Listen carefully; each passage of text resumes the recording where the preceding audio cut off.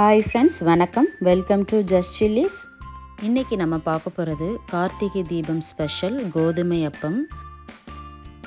இதை ரொம்ப குயிக்காக பண்ணிடலாம்.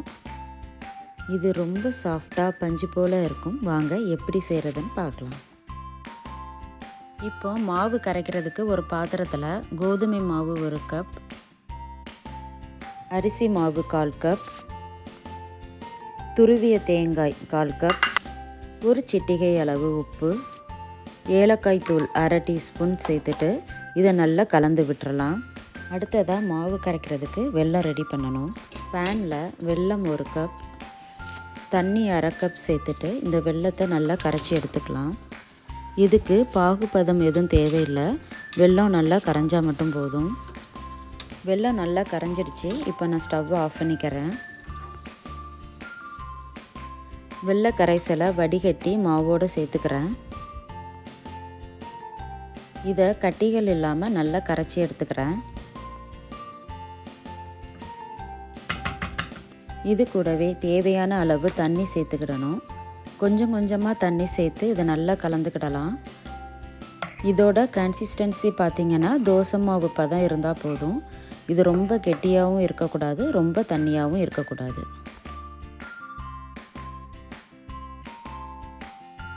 அடுத்ததாக ஒரு சிட்டிகை அளவு சோடா உப்பு சேர்த்து நல்லா கலந்துக்கலாம். அப்பத்துக்கு மாவு ரெடி பண்ணியாச்சு.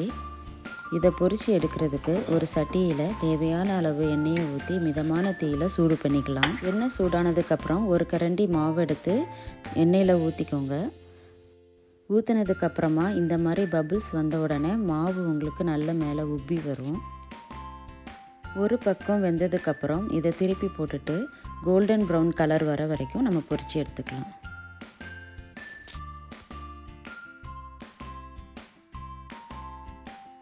மீதி இருக்கிற மாவையும் இந்த மாதிரி நம்ம பொரித்து எடுத்துக்கலாம். ஒருவேளை உங்களுக்கு மாவு உப்பி வரலன்னா இந்த மாதிரி எண்ணெயை மேலே இப்படி தெளித்து விட்டிங்கன்னா நல்லா உப்பி வரும்.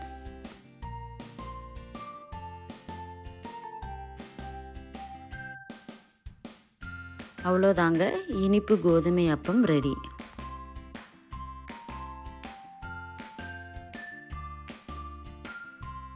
இது ரொம்ப சாஃப்டாக பஞ்சு போல் நல்லா சூப்பராக இருக்கும்.